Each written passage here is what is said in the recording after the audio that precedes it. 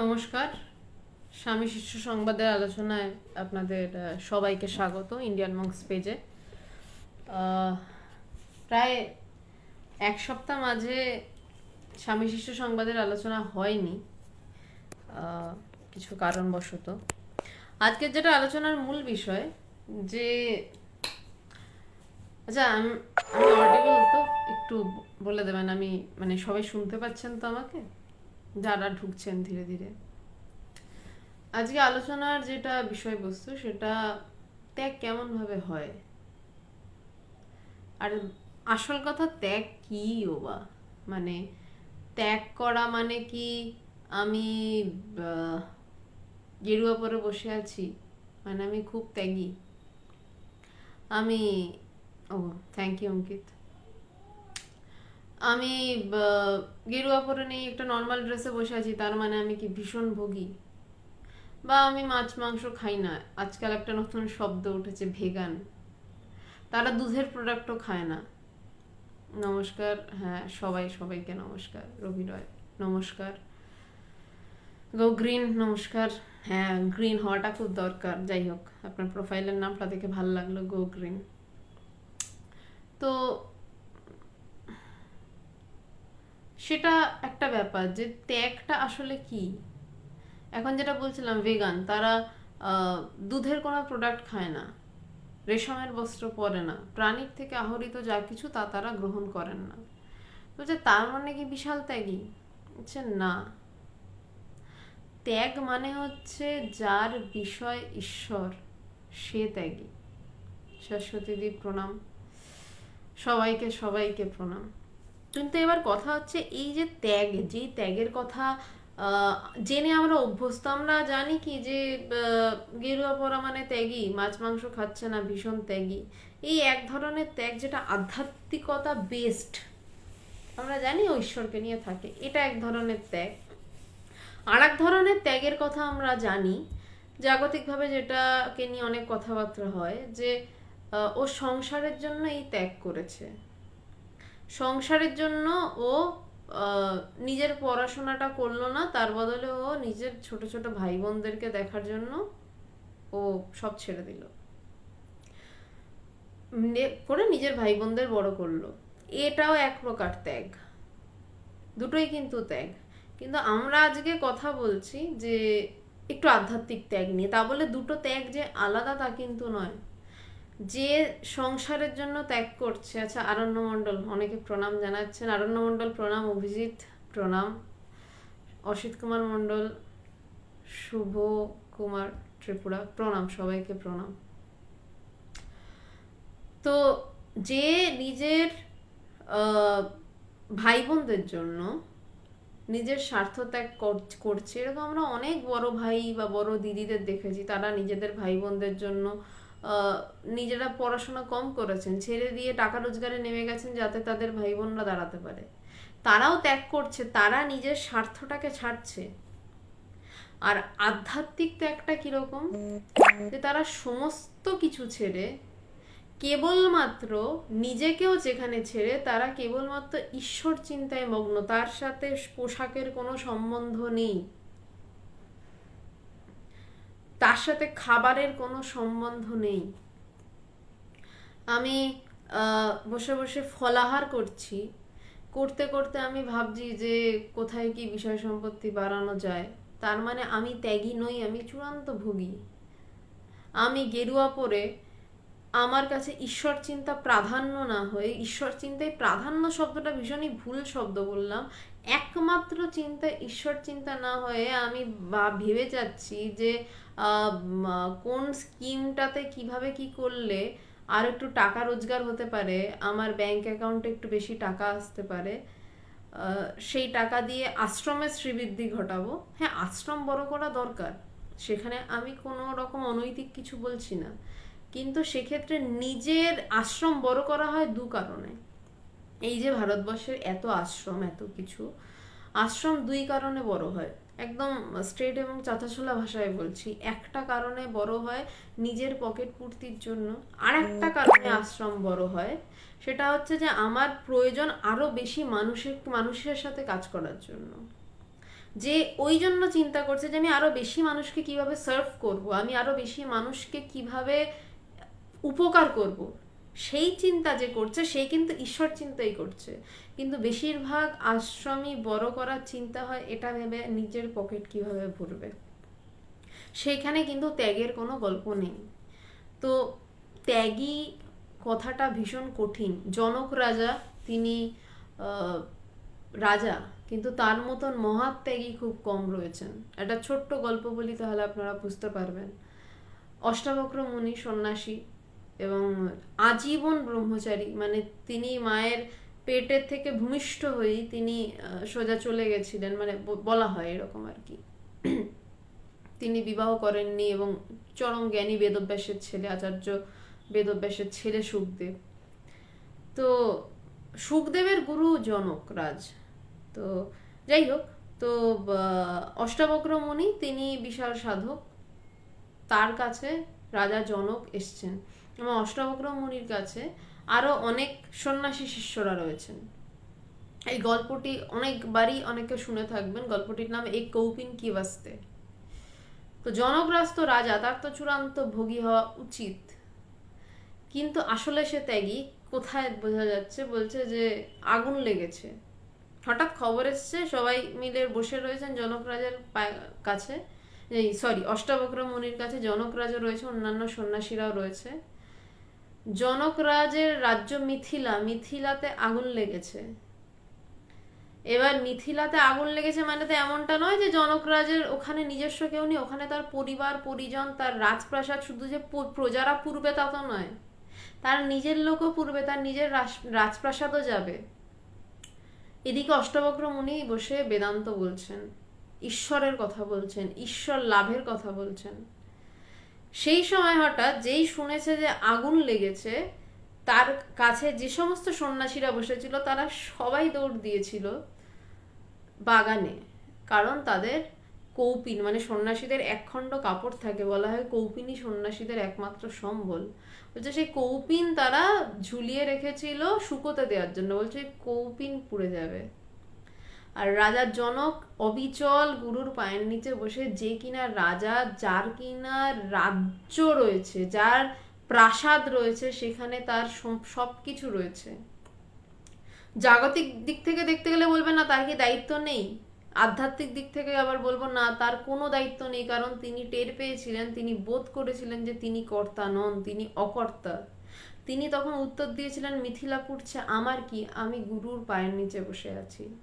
কারণ গুরুর পায়ের নিচে তিনি অনুভব করে ফেলেছেন যে ব্রহ্ম সত্য, জগন মিথ্যা, যে জগৎ মিথ্যা, আমার গুরুর পাই সত্য বা ব্রহ্ম সত্য। যখন আমি গুরুর পায়ের নিচে বসে আছি, আমি কেন চিন্তা করতে যাব? কিন্তু বাকি সন্ন্যাসীরা, আমি সন্ন্যাসীদেরকে ছোট করছি না, আমি ভীষণ শ্রদ্ধা করি সন্ন্যাসীদের। মানে আমার যে সংগঠন ইন্টারন্যাশনাল বেদান্ত সোসাইটি, ওখানে প্রচুর সন্ন্যাসীরা রয়েছে, আমি ভীষণ শ্রদ্ধা করি সন্ন্যাসীদের। কিন্তু আমি ঘটনা বলছি, যেটা সত্য সেটাকে তো সত্যের মতনই বলতে হবে। সেই সন্ন্যাসীরা দৌড়েছেন কৌপিন আনতে, আর রাজা জনক, যাকে বাইরে থেকে দেখলে এই লেভেলের ভোগী মনে হয়, সে চুপচাপ বসে রয়েছে গুরুর পায়ের কাছে, বলছে মিথিলা পুড়ছে আমার কি, যেখানে তার রাজপ্রাসাদ, তার পরিবার পরিজন। তো এই যে ত্যাগ, এই যে ত্যাগের ব্যাপার, মানে বাইরে থেকে দেখে কিন্তু এটা বোঝা যায় না। কেউ বসে বসে মাংস চিবাতে চিবাতে ভিতরে হয়তো তার নিরন্তর জ্ঞান, মানে জ্ঞানের চিন্তা চলছে, তার মনে হচ্ছে আমার এখনো ঈশ্বর লাভ হলো না, আমার এখনো জ্ঞান হলো না, আমি কি, এসে নিজেকে খুঁজছে। আর একজন ফল খাচ্ছে, খেতে খেতে ভাবছে আজকে এখানে ঘুরতে যাব, কাল ওখানে আড্ডা মারতে যাবো, এই ভাবছে। তো এই যে ত্যাগ, যেই ত্যাগ জনক রাজের ত্যাগ, সেই ত্যাগ কিভাবে আসবে? মানে চট করে কি একদিনে সেই ত্যাগ চলে আসে?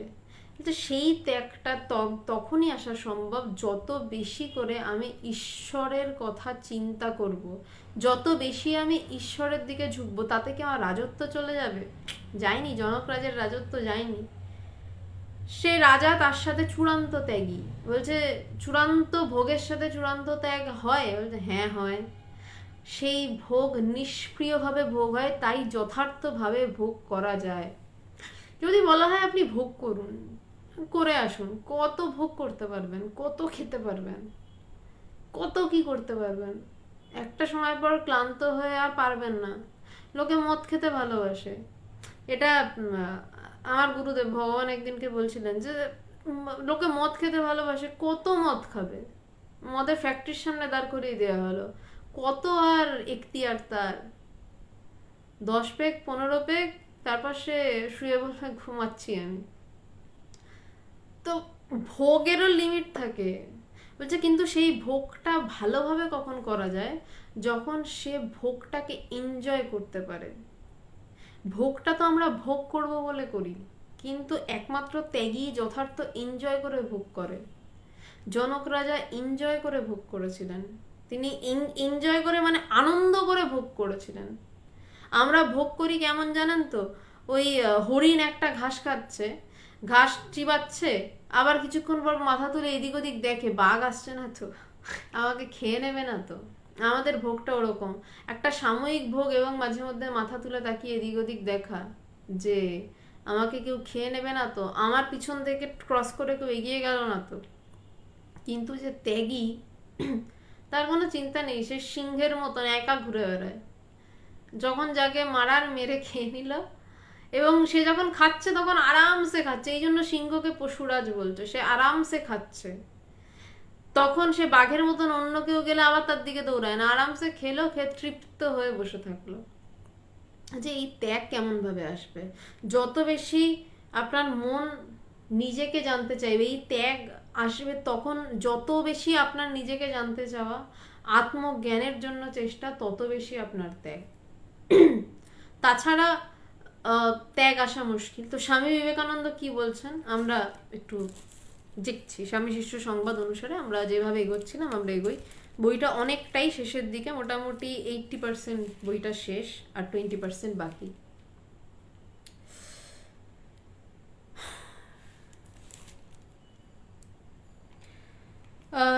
শিষ্য আগের দিন যেটুকু আলোচনা হয়েছিল যে ব্রহ্মজ্ঞান কিভাবে হতে পারে, তো স্বামীজি বলছিলেন ত্যাগ ছাড়া ব্রহ্মজ্ঞান হয় না।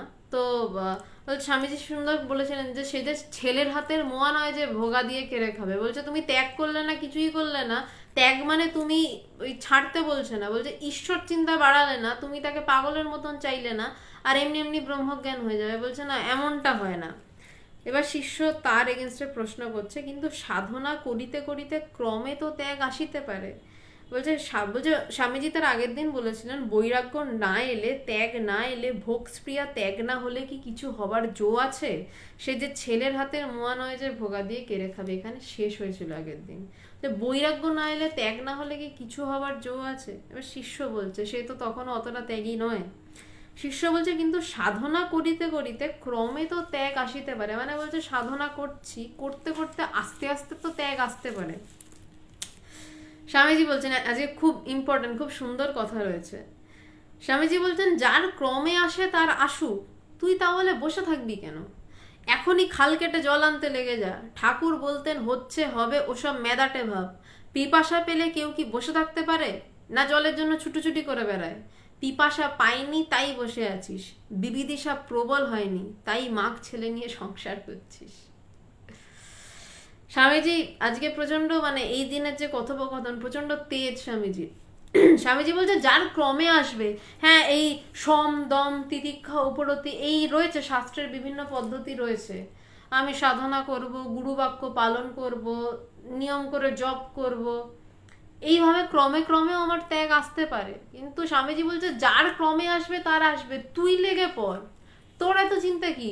তুইও কি চাস তোর ক্রমে আসবে? স্বামীজি শরৎচন্দ্র চক্রবর্তীকে বলছে, বলছে তুই তাহলে বসে থাকবি কেন? বলছে এখনই খাল কেটে জল আনতে লেগে যা। এটা একটা খুব কথামৃতের একটা খুব সুন্দর গল্প আছে। এক চাষা তার মানে সবারই নদীর সাথে তো যাদের রয়েছে মানে জমি থাকে, অনেকেই জেনে থাকবেন, যাদের জমি থাকে তারা একটা খাল কাটে যাতে জমিতে বৃষ্টি না হলে অসুবিধা না হয়। তো সেই চাষার বউ চাষাকে রোজ বলে তুমি খাল কাটলে না, চাষাও গা দেয় না, না ঠিক আছে কাটবো, কাটবো। হঠাৎ একদিন চাষা গেছে খেপে, মানে খায়নি, সকালবেলা কাঁধে গামছা ফেলেছে, কোদাল নিয়েছে, চাষার বউ তাকে ডাকছে ওরকম খেতে এসো, বলছে না, সে কোনো দিকে তাকাচ্ছেও না, তার মেয়ে খাবার নিয়ে গেছে, বলছেন না ছুঁয়েও দেখেনি, তার কোনো দিকে খেয়াল নেই, বলছে যে খাল কেটে জমিতে জল আনবো। সে সকাল থেকে খেটে গেল, বিকালের, এটা কত পাতা শাশ্বতী, এটা 186 নম্বর পাতা। সে খাল কাটলো, কেটে জমিতে জল আনলো, এনে তারপর হাত মুখ মুছে তৃপ্ত হয়ে খেতে বসলো। মানে ঈশ্বর লাভ করছি, করব, হচ্ছে হবে নয়, করো, যেমন তেমন করে হোক করো, যতক্ষণ না করছো ততক্ষণ অন্য কোনো দিকে তাকিও না, অন্য কোনো দিকের কথা চিন্তা অবধি করো না। যে চাষার মেয়ে ডাকছে বাবা খাবে এসো, সে তাকাচ্ছেও না, ঘুরেও দেখছে না, যে যেমন তেমন করে হোক তোমাকে আগে ঈশ্বর লাভ করতে হবে বলছে। তারপর যখন হয়ে গেল তখন সে কোদালটাও ফেলে দিল, মানে তখন তার ঈশ্বর লাভ করতে হবে তো হয়ে গেছে, আর কিছু নেই, তখন সে আরামসে খাচ্ছে। তখন সব কিছু ছেড়ে তখন আরামসে সংসার করো কি বিয়ে করো কি সন্ন্যাসী হও সেটা তোমার বিষয়, আগে তাকে জেনে নাও। ঠাকুর বলছেন যে ব্রহ্মজ্ঞান আঁচলে বেঁধে যথা ইচ্ছা তথা যাও। বলছে ব্রহ্মজ্ঞান আঁচলে বেঁধে তারপর যেখানে ইচ্ছা সেখানে যাও। তা ব্রহ্মজ্ঞান হয়ে গেলে তোমার আপনার তারপরে আপনি সন্ন্যাসী হলেন না সংসারী হলেন সেটা কারোর সাবজেক্ট নয়, আপনারও সাবজেক্ট নয়, আপনার গুরুরও সাবজেক্ট নয়। গুরু কোনোদিনই বলেন না তুমি সন্ন্যাসী হও কি সংসারী হও। আচ্ছা হ্যাঁ, সুরজিৎ ব্যানার্জি কি বলছেন, আচ্ছা সুরজিৎ দা, ত্যাগী ঠিক ঠিক ভোগ করতে পারে, তার তো কিছু হারানোর ভয় নেই। হ্যাঁ ঠিক ঠিক, ত্যাগী অ্যাকচুয়ালি ভোগী আসলে। আমরা ভোগ আর ত্যাগটা গুলিয়ে বসি, আমরা আসলে ভোগ করতে গিয়ে প্রচুর ত্যাগ করে ফেলি।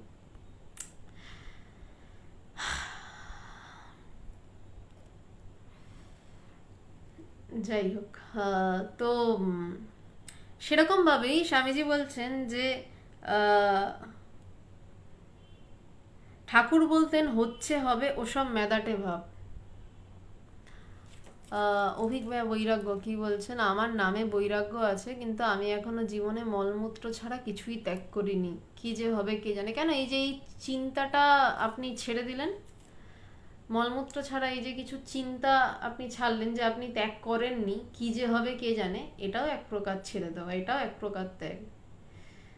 এই যে ত্যাগ নিয়ে কথা হচ্ছে, যে যে করে হোক করতে হবে, তার মধ্যে আপনার যে চিন্তাটা এলো না যে আমাকে যেমন করে হোক করতে হবে, আপনার যে এটা এলো যে আমি মলমূত্র ছাড়া কিছুই ত্যাগ করিনি, আমার কি হবে কে জানে, এটাও তো এক প্রকার ত্যাগ। আপনি এই কথাটাকেও ছেড়ে দিলেন।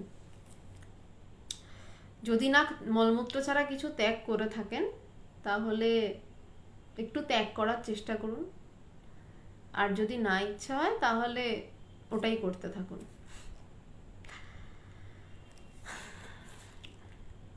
হ্যাঁ পৃথা কি বলছিস, হ্যাঁ কালকে বললি, হ্যাঁ কালকে তোকে ওই জন্যই বললাম ভালো করে সংসার কর। যাই হোক, তো ঠাকুর বলছেন যে হচ্ছে হবে ওসব মেদাটে ভাব।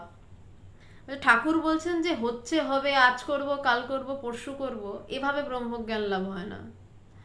ব্রহ্মজ্ঞান লাভ এভাবে হয়, এবং সেটা কখনোই হয় মাঝে, মানে সব সময় যে হয় তা নয়, মাঝে মধ্যে হয় যে এইবার করেই ছাড়বো যেমন তেমন করে হোক।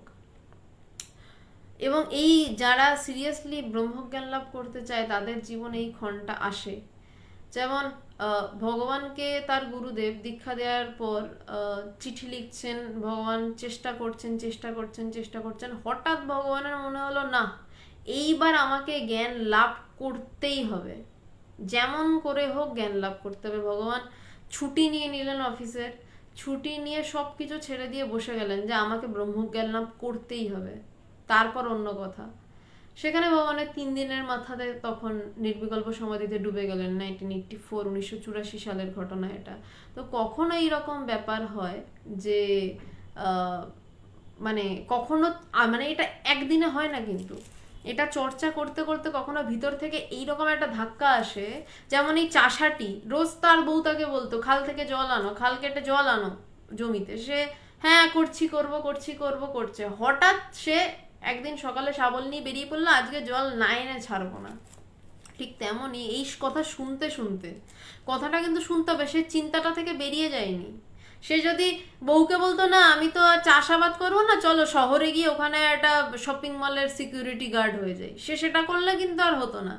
চিন্তাটা থেকে বেরিয়ে গেলে হবে না, মানে বেদান্ত চর্চা থেকে বেরিয়ে গেলে হবে না, এই চিন্তাটা থেকে বেরিয়ে গেলে হবে না, ক্রমাগত শুনতে হবে। শুনতে শুনতে হঠাৎ একদিন ক্লিক করে যায় যে যেমন করে হোক এবারে ব্রহ্মজ্ঞান লাভ করে ছাড়বো, এই বসলাম, সেইটা আলাদা বসা হয়। অপুচন্দ্র বর্মন ভোগের পরেই ত্যাগ, হ্যাঁ ভোগের পরেই তো ত্যাগ, নইলে হয় না। পবিত্রবাবু, হ্যাঁ অভিক বৈরাগ্য, হ্যাঁ ধন্যবাদ। তো ঠাকুর বলছেন হচ্ছে হবে ওসব মেদাটে ভাব, পিপাসে পেলে কি কেউ বসে থাকতে পারে না? জলের জন্য ছুটাছুটি করে বেড়ায়। পিপাসা পাইনি তাই বসে আছিস। আমাকে অনেকে বলেছে, মানে আমি তো ব্রহ্মজ্ঞান লাভ করতে চাই, এটা ছাড়া আমার আর কোনো বিষয় নেই। তারপর যখন বলছে আচ্ছা কতটা চেষ্টা করছো, করবো তো হবে, এই সব একদম বাজে কথা, একদম বেকার কথা। আমি বলছি না, এটা স্বামীজি বলছেন, এবং এটা এখন স্বামীজি বলছেন এবং তার লিগাসি মেনটেন করে এখন আমি বলছি, উত্তরাধিকার সূত্রে আমি বলছি যে যদি জল তেষ্টা কারোর পায়, সে পাগলের মতন জল খুঁজবে। ওই কাকের গল্পটা আছে না, তার জল তেষ্টা পেয়েছে, কলসির নিচে জল, সে পাথর এনে এনে জলে ফেলে জলের স্তর উঁচু করে জল খাচ্ছে, যেমন তেমন করে হোক সে জল খাচ্ছে। আর আপনার ব্রহ্মজ্ঞান লাভ করতে হবেই মনে হচ্ছে, ওটা ছাড়া আপনি থাকতে পারছেন না, কিন্তু আপনি সেটার জন্য চেষ্টা করতে পারছেন না। আপনি তার জন্য কোথাও যেতে পারবেন না, বাড়িতে বসে বসেই হবে। আপনি আপনার ছেলেকে ছাড়া থাকতে পারেন না, আপনি আপনার মেয়েকে ছাড়া থাকতে পারেন না, আপনি আপনার সংসার ছাড়া থাকতে পারেন না। এটা হচ্ছে আসল কথা। আপনাকে যদি সংসার থেকে দুদিনের জন্য সরিয়ে নিয়ে যাওয়া হয়, তখন আপনি পাগল হয়ে যাবেন। কিন্তু ব্রহ্মজ্ঞানের জন্য আপনি ওরম পাগল হননি, মানে আমি কাউকে নির্দেশ করে বলছি না, আমি বলছি আর কি, ব্রহ্মজ্ঞানের জন্য আমরা ওরকম পাগল হই না, সেই জন্য আমরা শান্তিতে থাকতে পারি।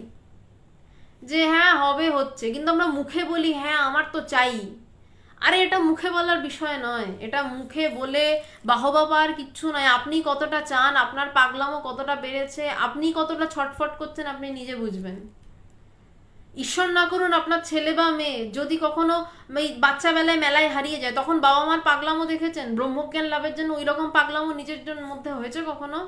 যদি না হয় তাহলে ওটা বলবেন না হ্যাঁ আমার তো ভীষণ চাহিদা, না আপনার চাহিদা হয়নি, হয়নি। সেই চাহিদা হলে পাগলামো করতেন, যেভাবে একটা মা হারিয়ে যাওয়া বাচ্চাকে খোঁজে সেরকম ভাবে খুঁজতেন, সব কিছু ছেড়ে খুঁজতেন।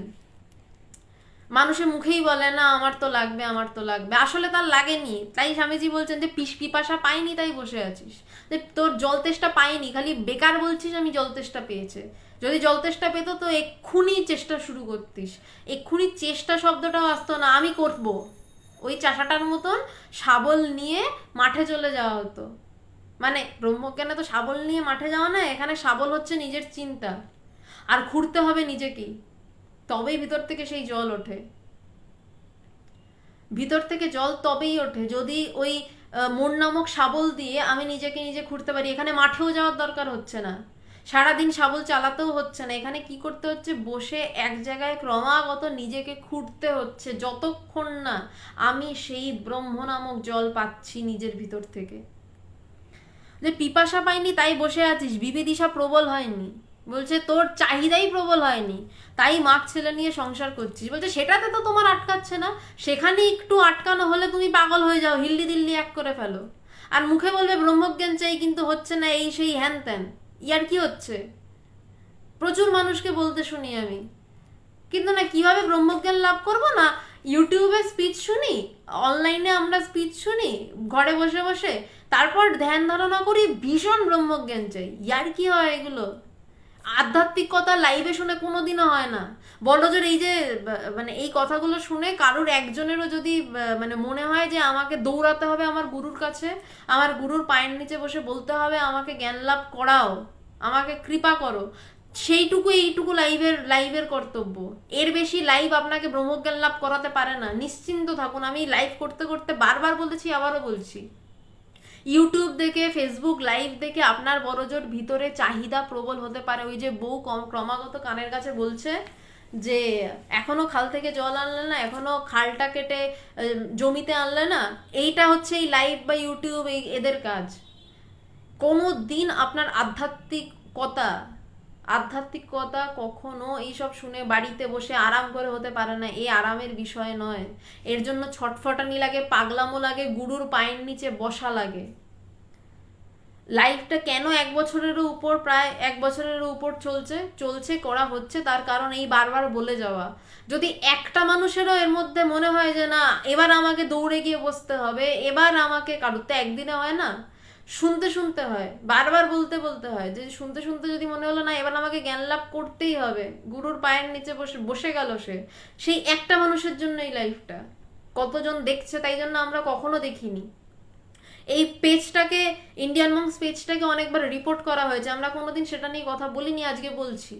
এই পেজটাকে অনেকবার রিপোর্ট করা হয়েছে, একটা সময় এমন হয়েছে যে 150 জনের মানুষ লাইভ দেখছেন, তারপর একটা সময় হয়েছে 20 জন মানুষ লাইভ দেখছেন, পেজটাকে প্রচুর রকমের রিপোর্ট করা হয়েছে, কিন্তু আমরা তখনও সিদ্ধান্ত নিয়েছিলাম একজন মানুষও যদি দেখেন, রিপোর্ট করা হলে আপনারা জেনে থাকবেন যে রিচ পৌঁছায় না, মানে আপনাদের কাছে নোটিফিকেশনই যাবে না যে আদৌ লাইভ শুরু হচ্ছে বা লাইভের হওয়ার কথা বা কিছু।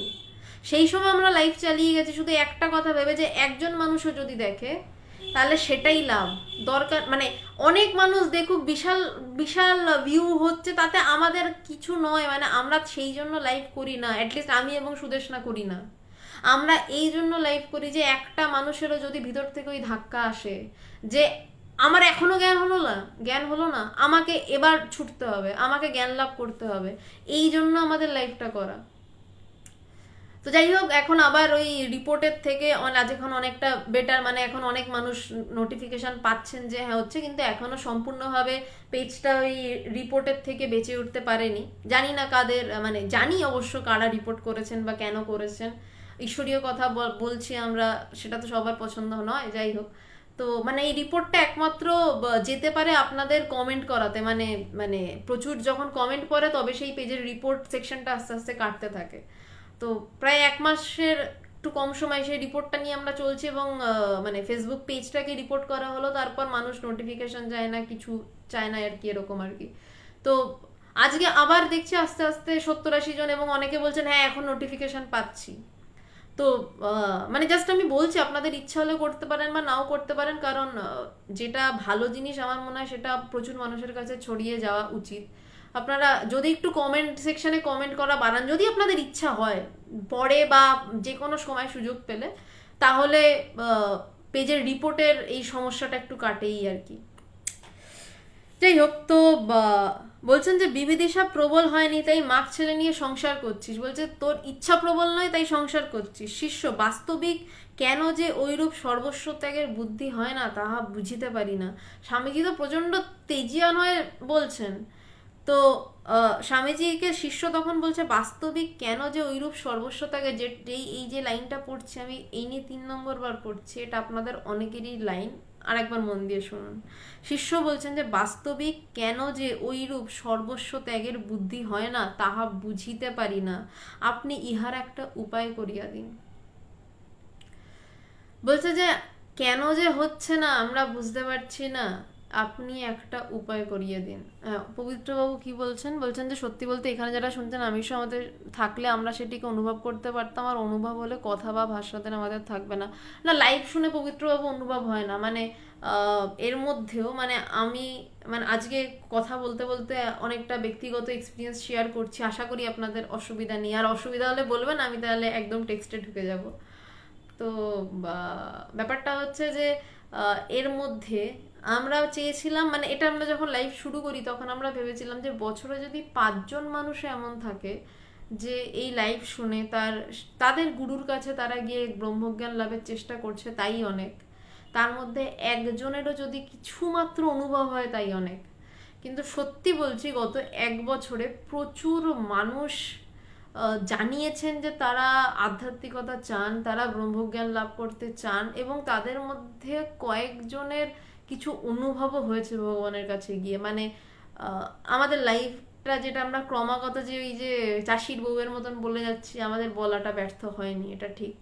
তবে হ্যাঁ, চেষ্টা আরও বাড়াতে হবে, মানে হচ্ছি হবে বলে নয়, অনেক দিন হলো, এবার ব্রহ্মজ্ঞান লাভ যেমন তেমন করে হোক করুন, আপনাদের গুরুর কাছে যান, যার গুরু রয়েছে তিনি যান, যার নেই তিনি পারলে চেষ্টা করুন, খুঁজুন। যাই হোক, তো তা সবার যেই কথা সেই কথাই শিষ্য জিজ্ঞাসা করেছে, বলছে যে কেন যে আমার এই সর্বস্ব ত্যাগের বুদ্ধি হয় না, আমি বুঝতে পারি না, আপনি এটার একটা উপায় করে দিন। শেষ অবধি গিয়ে গুরুর পাই ধরতে হয় যে আমার যে কেন হচ্ছে না গুরু, আপনি একটা উপায় করে দিন। স্বামীজি বলছেন উদ্দেশ্য ও উপায় সবই তোর হাতে, আমি কেবল স্টিমুলেট করে দিতে পারি। এই সব সৎ শাস্ত্র পড়ছিস, এমন ব্রহ্মজ্ঞ সাধুদের সেবাও সঙ্গ করছিস, এতেও যদি না ত্যাগের ভাব আসে তবে জীবনই বৃথা। তবে একেবারে বৃথা হবে না, কালে এর ফল তেড়ে ফুড়ে বেরোবেই বেরোবে। স্বামীজি বলছেন যে, স্বামীজিকে বলছে আমার তো কিছুতেই এত কিছু করছি, এত শুনছি, তাও আমার ত্যাগের ভাব আসছে না, আপনি একটু উপায় করে দিন। এ সমর্পণ করছে গুরুর কাছে, গুরুর কাছে এমন করে সমর্পণ করতে হয়। তাই এই এই সমর্পণ ছিল বলে কিন্তু তিনি এই রকম একটা বই লিখতে পেরেছেন, যেখানে তিনি তার নিজের দুর্বলতাকেও পরিষ্কার করে দিচ্ছেন। এবং তিনি যে পরে কেমন ত্যাগী হয়েছিলেন সেই গল্পটা আমি বলছি, আগে এই জায়গাটা থেকে বেরোই। বলছে যে স্বামীজি বলছেন উদ্দেশ্য এবং উপায়। উদ্দেশ্যটা কি না, আমি সর্বস্ব ত্যাগী হতে চাই, মানে সন্ন্যাসী হতে চাই তা নয়। সর্বস্ব ত্যাগী এক্ষেত্রে বলছে যে মানে আমি একমাত্র ঈশ্বর চিন্তা করতে চাই। স্বামীজি বলছেন এটা উদ্দেশ্য। আর উপায়, যে উপায় তো তুই নিজেই, যে উপায় তো আমরা নিজেই, আমরাই সংসার আঁকড়ে থাকি। বলছে ওখান থেকে ছেড়ে তোমার ব্রহ্মজ্ঞান লাভটাকে বিষয় করো। বলছে এটাই উপায়, এটাই আমার উপায়, আমি নিজেই নিজের উপায়। আমার উদ্দেশ্য হচ্ছে ব্রহ্মজ্ঞান লাভ। যে উদ্দেশ্য উপায় সবই তোর হাতে, আমি কেবল স্টিমুলেট, ওই বিষয়ের বাসনা মনে প্রবল করে দিতে পারি। স্বামীজি বলছেন আমি কেবল ওই বিষয়ের বাসনাটাকে একটু নাড়িয়ে দিতে পারি। গুরু কি করেন, বলছে যে গুরু যে কাজটা করে সেটা হচ্ছে গুরু তো সেই দ্বার খুলে দেন। এই যে ক্রমাগত বেদান্ত চিন্তা, বেদান্তের কথা, এই যে লাইভে 1 বছর ধরে আমরা বলে যাচ্ছি, ব্যাস আমরা জাস্ট ওই জায়গাটাকে যে না করতে হবে, করতে হবে, যেমন করে যেতে হবে। আপনারা যারা শুনছেন, আমরা বেশ একটা একটা বেশ মানে আপনারা প্রণাম জানান, আমি প্রণাম জানি, আপনারা প্রশ্ন করেন, উত্তর দিয়ে একটা বেশ সুন্দর একটা পারিবারিক মানে মানে কিছু একটা শব্দ ব্যবহার করতে হয়, তাই বলছে একটা সুন্দর সম্পর্ক তৈরি হয়ে গেছে। বলছে সেখান থেকে কি করি না স্টিমুলেট করতে পারি যে এখন আপনারা কেন চাইছেন না, যখন ব্রহ্মজ্ঞান লাভ করা যায় সেটা যখন আপনিও করতে পারেন তো কেন চেষ্টা করছেন না, যেটা ভোগ, যেটা আলটিমেট ভোগ, সেটা কেন করছেন না। বলছেন এই জায়গাটাকে কেবলমাত্র স্টিমুলেট করে দেওয়া যেতে পারে, বাকি উদ্দেশ্য ব্রহ্মজ্ঞান লাভ, উপায় আপনি নিজেই, কেউ আপনাকে কিছু করে দিতে পারে না। একমাত্র গুরু পারে। গুরুর পায়ের নিচে বসে যদি বলা হয় যে গুরু আমাকে আমাকে পথে নিয়ে আসুন, গুরু এক চুটকিতে মনের অনেক কিছু বদলে দিতে পারেন। এটা আমি আমার গুরু সঙ্গ করে বুঝেছি যে গুরু কি জিনিস ভগবানের সাথে থেকে। এবং প্রত্যেকেই তার গুরুকৃপা অবশ্যই টের পান, আমি নিশ্চিত করে এটা বলতে পারি। বলছে স্বামীজি বলছেন এত সব সৎ শাস্ত্র পড়ছিস, বলছে এত শাস্ত্র পড়ছিস, এমন ব্রহ্মজ্ঞ সাধুদের সেবা ও সঙ্গ করছিস। স্বামী বিবেকানন্দের সেবা করছে, সে স্বামী বিবেকানন্দের প্রিয়তম শিষ্য, তার সঙ্গ করছে। বলছে এতেও যদি ত্যাগের ভাব না আসে, তার এরপরেও ত্যাগের ভাব আসছে না আসে, স্বামীজিকে বলছে আমার একটা উপায় করে দিন। বলছে এরপরেও যদি ত্যাগের ভাব না আসে তবে জীবনটাই বৃথা। বলছে তাহলে তো জীবনটাই বৃথা, কোনো লাভ নেই। যে শাস্ত্র পড়ে ফেলছিস, আমি জয়তী মজুমদার, আপনার উত্তর আমি দিচ্ছি পরে। যে আজকাল শাস্ত্র পড়ে ফেলছিস এত কিছু, আমার মতন ব্রহ্মজ্ঞ গুরু, স্বামীজি নিজেকে নির্দেশ করলেন না, বলছে এত সব ব্রহ্মজ্ঞ গুরু, সেখানে ঠাকুরের সব পার্শ্বদরা রয়েছে, বলছে তাদের সেবা করছিস, তাদের মধ্যে সব সময় রয়েছিস, তারপরেও মনে ত্যাগ আসছে না। বলছে তো জীবনটাই বৃথা, কিন্তু একেবারে বৃথা হবে না, কালে এর ফল তেড়ে ফুড়ে বেরোবেই বেরোবে। বলছে কালে, বলছে কালে নাত্মানি বিন্দাতি, বলছে এটা কথা, বলছে কালে কালে প্রকাশ, বলছে কালে এর ফল তেড়ে ফুড়ে বেরোতে বাধ্য। কেমন ভাবে বেরিয়েছিল জানেন কালে এর ফল? তিনি এমন ত্যাগী হয়েছিলেন, তিনি শেষ অব্দি বিয়ে করেছিলেন শরৎচন্দ্র চক্রবর্তী। তো তার বাড়িতে একদিনকে আলোচনা হচ্ছে, বেদান্তের আলোচনা হচ্ছে। তার ছেলে, কোন ছেলে ঠিক খেয়াল নেই, তার ছেলে অসুস্থ পাশের ঘরে। তিনি এমন ত্যাগী হয়েছিলেন, তিনি অবিচলভাবে সেই আলোচনা চালিয়ে গেলেন এবং আলোচনার শেষে জানতে পারলেন ছেলে মারা গেছে। তিনি কিন্তু ছেলে অসুস্থ বলে, আমি এটাকে যে জাগতিকভাবে বিশাল ভালো কাজ আমি বলছি না, মানে আমার প্রথম শুনে মনে হয়েছিল না, তুমি যখন জন্ম দিয়েছো ছেলেকে, তোমার কর্তব্য ছেলের সুস্থ থাকাটাও জরুরি, সে আর সুস্থ আছে কিনা সেটা দেখাও তোমার জরুরি। একদিন আধ্যাত্মিক আলোচনা বন্ধ হলে, জানি না, আমার আমার এটা মনে হয়েছিল তোমার উচিত ছিল, মানে শরৎচন্দ্র চক্রবর্তীর হয়তো পারতেন ছেলেটাকে মানে ডাক্তারের কাছে নিয়ে যেতে, কিন্তু তিনি এমন ত্যাগী হলেন। আবার আধ্যাত্মিক দিক থেকে যখন ভাবি, যে তিনি এমন ত্যাগী হলেন যে একদিন ঈশ্বরের কথা তিনি বন্ধ করলেন না। একদিনে, মানে একদিন তো নয়, মানে কয়েক ঘন্টাও বন্ধ করলেন না। তার ছেলে মারা গেল, তাতেও তার কোনো ভ্রুক্ষেপ নেই, তিনি ডুবে রয়েছেন সেই ঈশ্বর চিন্তায়, যে তিনি এমন ত্যাগী হয়েছিলেন। আচ্ছা, যিনি প্রশ্ন করেছিলেন বিমল রায়, মনই ভগবান, মনেই ভগবান থাকেন। হ্যাঁ, এটাই ঠিক। মনই ভগবান নয়, মন উড়ে গেলে যাহা পড়ে থাকে তাহাই ব্রহ্ম, তাহাই ভগবান, তাহাই আত্মা, তাহাই আপনি। মন ভগবান নয়। আর মন দিয়ে আমরা ব্রহ্মকে খুঁজি, তাই সেটা একটা ব্যাপার। আচ্ছা, কি একজন প্রশ্ন করছিলেন গুরুর সম্পর্কে, জয়তী মজুমদার, কিভাবে খুঁজবো? অনেক অনেকেই তো ইচ্ছা। জয়তী মজুমদার, আপনার প্রশ্নটা হ্যাঁ পেয়েছি। কিভাবে গুরু খুঁজবো? আজকাল বিশ্বাসটাই তো করা মুশকিল। হ্যাঁ, অবশ্যই বিশ্বাস করা ভীষণ মুশকিল। আশ্রম আশ্রম বলে একটি ওয়েব সিরিজ রিলিজ করেছে, পার্ট 3 আমি দেখছিলাম, প্রথমটার থেকেই দেখছি। অ্যাকচুয়ালি সত্যি কথা বলতে আধ্যাত্মিকতা যেই সাবজেক্টটা, একমাত্র নিজের সাথে নিজের বিষয়। নিজের কতটা অনুভব হচ্ছে, নিজের কাকে দেখে মনে হচ্ছে যে না ইনি আমার গুরু, সেটা না আপনারই মনে হচ্ছে। এবার এত পিওর একটা সাবজেক্ট নিয়ে সত্যি মানে মানে sorry to say Jayati Majumdar, এই পথে আমি 10 বছর আছি, তো মানে সত্যি এই পথেই সব থেকে বেশি নোংরাম। আমি আশ্রম 3 ওয়েব সিরিজটা কেন টানলাম, মানে ওখানে দেখানো হয়েছে যে কি ভয়ঙ্কর স্ক্যাম এবং নোংরামো হয়, কিন্তু আসলে আধ্যাত্মিকতাটা এরকম হওয়ার কথা ছিল না, এবং এখনো নয়। যেটা 2 নম্বরই সেটা 2 নম্বরই হয়, যেটা ভণ্ড তাকে ভণ্ডই বলা হয়। ভণ্ড আর সাধু এই দুটো শব্দ কখনো এক হতে পারে না। ভণ্ড যে সে সাধু ড্রেস পরে থাকলেও সে ভণ্ড, আর যে সাধু সে সাধুই হয়। আর বিশ্বাস কিভাবে করব, ব্যাপারটা কেমন, যে আপনি যদি আপনার ভিতরে চাহিদা আসে যে আমার গুরু লাগবে, আমাকে গুরুকে খুঁজে পেতে হবে, যেমন তেমন করে হোক আমার আমার গুরুকে চাই, তখন হয়তো আপনি অনেক মহাপুরুষ দেখলেন, কিন্তু কাউকে দেখে আপনার ভিতর থেকে বলে দেবে, আপনারই ভিতর থেকে, যে ইনি আমার গুরু হবেন, ইনি আমার গুরু হওয়ার যোগ্য। যোগ্য শব্দটা আমি ভেবেচিন্তে ব্যবহার করলাম। গুরুকেও শিষ্যের যোগ্য হতে হয়, শিষ্যকেও গুরুর যোগ্য হতে হয়। তখন ভিতর থেকে বলে দেবে হ্যাঁ ইনি আমার গুরু। তো ভিতরে নিজের ইচ্ছা প্রবল করুন যে আমার গুরু চাই। জয়তী মজুমদার, আপনাকে বলছি যে ভিতরে নিজের ইচ্ছা প্রবল করুন আমার গুরু লাগবে, এবং দীক্ষা নেওয়ার আগে সেই গুরুর সঙ্গ করুন।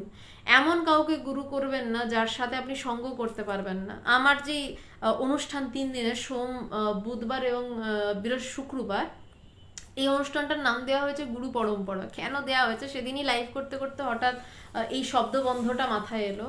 কারণ আমি সোমবার আলোচনা করছি স্বামী শিষ্য সংবাদ, স্বামী বিবেকানন্দ তার শিষ্যের সাথে ইন্টারাকশন করছেন, ডাইরেক্ট ইন্টারাকশন হচ্ছে গুরু শিষ্যের, এটা ছাড়া জ্ঞান লাভ হয় না। এমন গুরু খুঁজবেন যেখানে আপনি এভাবে ইন্টারাকশন করতে পারবেন, কথা বলতে পারবেন। তারপর বুধবার আলোচনা করছি যোগা বশিষ্ঠ সার নিয়ে, সেখানেও রামচন্দ্র, সেই সত্য যুগে রামচন্দ্র বশিষ্ঠ মুনির সাথে ইন্টারাকশন করছেন, বশিষ্ঠ মুনি রামচন্দ্রকে শিক্ষা দিচ্ছেন। মানে যে সেই সত্য যুগ থেকে দেখুন গুরুর সাথে শিষ্যের কথোপকথন হচ্ছে, এইভাবেই শিষ্যের মনে ধোঁয়াশা কাটছে। তারপর কলিযুগে স্বামীজি এবং শরৎচন্দ্র চক্রবর্তী। শুক্রবার আলোচনা করছি ভগবান এবং তার গুরুদেব স্বামী পবিত্রানন্দজির ইন্টারাকশন নিয়ে। পবিত্রানন্দজি যার চিঠি লিখতেন ভগবানকে, যেই চিঠি পড়ে ভগবান নির্বিকল্প সমাধিতে ডুবে গেলেন, সেই চিঠি নিয়ে ইন্টারাকশন করছি। মানে আর এখন আমি ভগবানের সাথে ইন্টারাকশন করি, এবং আমি আপনাদের সামনে কথা বলছি, বা আপনারা আমার মানে আমি অবশ্যই গুরু নই, আমি একদম গুরু নই, গুরুপদ বাচ্চার ধারে কাছেও আমি যাই না, আমি মানে বারবার বলছি, কিন্তু মানে আপনাদের সাথে আমার কথাবার্তা হচ্ছে আর কি। তো এই সেই সত্য যুগ, সেই রামের সময় থেকে যেমন দেখা যাচ্ছে যে গুরুর সাথে কথাবার্তা বলতে হবে। শুধু দীক্ষা নিলেন, চলে এলেন, বাড়ি বসে ধ্যান করছেন, বই পড়ছেন, হ্যাঁ একটা স্টেজ অবধি যাওয়া যায়, অবশ্যই যাওয়া যায়, কিন্তু এই গুরুর সাথে ইন্টারাকশনটা যদি এত জরুরি না হতো তাহলে সেই সত্যযুগ থেকে এই যুগ অবধি এটা বহমান থাকতো না। তো এমন কাউকে গুরু করবেন যার সাথে আপনি আপনার সমস্যা নিয়ে কথা বলতে পারবেন। দ্বিতীয় কথা এখানে, যে আপনার ভিতরে চাহিদা বাড়ান, আপনার গুরু লাগবে। কেন লাগবে? আপনার ব্রহ্মজ্ঞান লাভের জন্য গুরু লাগবে। আপনার গুরু আপনার জাগতিক সমস্যার সমাধান করেন, করবেনও হয়তো, কিন্তু সেটা এক্সট্রা, তার জন্য নয়। আপনার ব্রহ্মজ্ঞান লাভ করতে হবে, আপনাকে নিজেকে জানতে হবে, তাই আপনার গুরু লাগবে। অটোমেটিক্যালি আপনি দেখবেন আপনার ঘটনাক্রম এমন হচ্ছে আপনাকে আপনার গুরুর সামনে এনে দাঁড় করিয়ে দিচ্ছে, এবং তখন আপনার ভিতর থেকে মনে হচ্ছে হ্যাঁ ইনি আমার গুরু। কিন্তু এখানে একটা কিন্তু রয়েছে, গুরুকে গুরু পদে বরণ করে নেওয়ার আগে আপনি যতদিন ইচ্ছা, যেমন করে ইচ্ছা গুরুকে পরীক্ষা করুন, বারবার দেখে নিন। ভগবান যখন তার গুরুদেব পবিত্রানন্দজির কাছে যান, ভগবান পাগলের মতন গুরু খুঁজছেন, তখন যেখানেই মহাপুরুষের সন্ধান পাচ্ছেন ছুটে যাচ্ছেন, কোথাও মন ভরছে না। পবিত্রানন্দজিকে দেখে ভগবানের প্রথম দিন মনে হলো আরে ইনি তো আমার গুরু। পবিত্রানন্দজিকে অন দ্য ফার্স্ট ডে ভগবান বললেন যে আমাকে দীক্ষা দিন। পবিত্রানন্দজি বললেন না, তুমি আমায় প্রথম দিন দেখেছো, তুমি আমাকে আরো 7 দিন দেখো, তারপর এসে বলো। ভগবান 7 দিন আর যায়নি, 3-4 দিন পর গিয়ে বলেছেন না আপনিই গুরু, কারণ ভিতর থেকে বলে দিয়েছে। তো যখন কাউকে গুরুপদে বরণ করার আগে যেমন ভাবে পারেন দেখে নিন, কিন্তু তারপর যখন তিনি আপনার গুরু হয়ে গেলেন এবং আপনিও গ্রহণ করলেন হ্যাঁ ইনি আমার গুরু, দীক্ষা হয়ে গেল, তারপর গুরু যদি আপনাকে ছাদ থেকে ঝাঁপও মারতে বলে, মন যেন এমন হয় যে আমি তখন এক মুহূর্ত ভাববো না কি, কেন, কি জন্য আমি ঝাঁপ মারবো। এটা আমার কথা নয়, এটা স্বামী বিবেকানন্দ যখন এই শিষ্য শ্রী শরৎচন্দ্র চক্রবর্তীকে দীক্ষা দেওয়ার আগে প্রশ্ন করেছিলেন যে গুরু বলছিস, কিন্তু আমি যদি বলি ছাদ থেকে ঝাঁপ মারতে পারবি? শরৎচন্দ্র চক্রবর্তী উত্তর দিয়েছিলেন হ্যাঁ পারবো। স্বামীজি বলেছিলেন তবে ঠিক আছে, তবে দীক্ষা নে। আমরা সবাই দীক্ষা নিই কেন? ওই দীক্ষা নিলাম একটু মন শান্ত হবে, মন্ত্রতন্ত্র জপ করব। দীক্ষার মানে আসলে সেটা নয়। আসল হচ্ছে আমি ছাদ থেকে ঝাঁপ দিতে বলবো, পারবি তো? স্বামীজির এই প্রশ্নটা, এবং তারপর শিষ্যের কোনো না ভেবে উত্তর হ্যাঁ পারবো। এই মানসিক স্থিতি যখন গুরুর প্রতি আসবে, মানে এই বিশ্বাস যখন গুরুর প্রতি আপনার আসবে, নানানভাবে পরীক্ষা নিরীক্ষা করার পর, নানানভাবে দেখার পর, তারপর আপনি কাউকে গুরু করবেন। আশা করি জয়তী মজুমদার আপনার প্রশ্নের উত্তর দেওয়া সম্ভব হলো। আচ্ছা, অনেক কিছু প্রশ্ন এসছে, আমি এই প্রশ্নগুলো পরে পরে আসছি, আমি এটা শেষ করে নিই, তারপর আমি আসছি। এতে শিষ্য অধমুখে বিষণ্ণভাবে নিজের পরিণাম চিন্তা করিয়া, শিষ্য টেনশনে পড়ে গেছে, যে শিষ্য অধমুখে বিষণ্ণভাবে নিজের পরিণাম চিন্তা করছে, করে কিছুক্ষণ চিন্তা করিয়া পুনরায় স্বামীজিকে বলিতে লাগিল, মহাশয় আমি আপনার শরণাগত, আমার মুক্তি লাভের পন্থা খুলিয়া দিন, আমি যেন এই শরীরেই তত্ত্বজ্ঞ হইতে পারি। সে গুরুর কাছে সারেন্ডার করছে, গুরুর কাছে পাকামো করছে না। টুবা মুখার্জি, আমি এতক্ষণ ধরে গুরুর নিয়ে সম্বন্ধে কথা বলেছি, আমি আর যাচ্ছি না, মানে জাস্ট আমি গুরুর টপিকটা শেষ করলাম। আপনি এটা ফিনিশ হওয়ার পরে, মানে যখন এটা শেষ হয়ে যাবে লাইভটা, আপনি একটু সময়টা খেয়াল রাখবেন, এই সময়টা শুনে নেবেন, আপনি আশা করি বুঝতে পারবেন। তো তখন সে সারেন্ডার করছে যে মহাশয় আমি আপনার শরণাগত, আমার মুক্তি লাভের পন্থা খুলিয়া দিন, আমি যেন এই শরীরেই তত্ত্বজ্ঞ হতে পারি। মানে সে বলছে আমি যেন আর জন্ম না হয়।